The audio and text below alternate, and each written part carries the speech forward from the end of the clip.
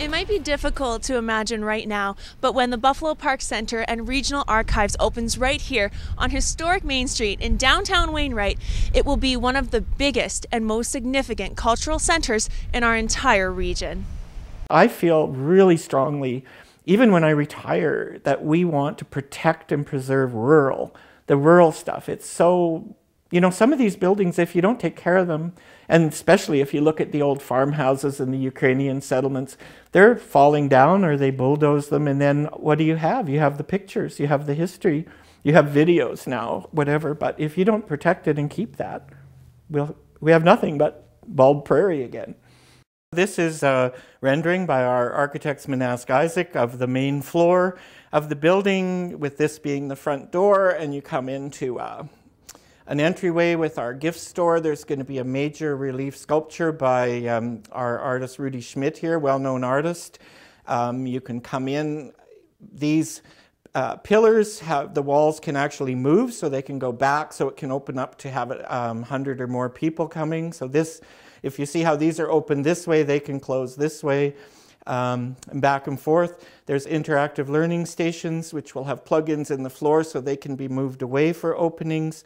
This is going to be a theater area. We're working on getting some 3D films and some other ways to animate our history.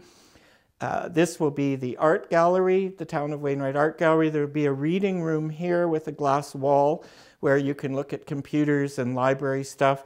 And eventually there's a plan for an archive, but the plan by March 2014 is to just open this area and to have done the selective demolition on the second and third floor so we can move ahead with that.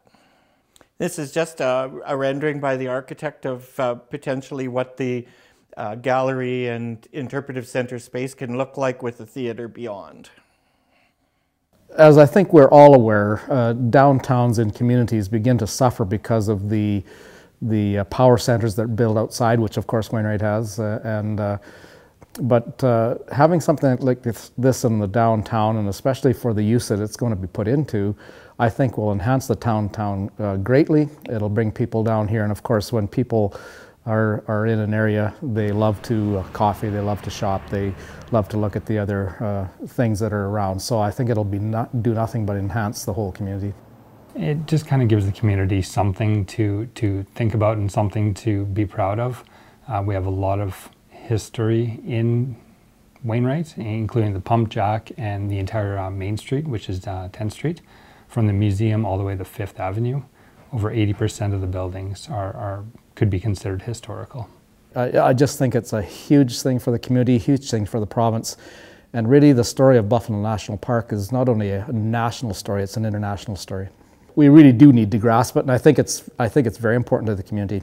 It's an important Canadian history for the world, but it has to be put into a new perspective. And that's what we really hope. The Buffalo Park will be a 1929 provincial historic site that becomes the Buffalo Park Center, that is this incredible arts and heritage center for the community. I have to say that in the last year, I've been lucky enough to call our region home. The Buffalo Park Center here and the old historic Wainwright Hotel has to be one of the most interesting and incredible stories I've been able to cover. I'd like to thank the foundation and everyone who showed me around this past week and shared their stories with me. I cannot wait to see the finished project. From downtown Wainwright on historic Main Street in front of the former Wainwright Hotel, I'm Kahla Buchanan. Thanks for watching and have a wonderful night.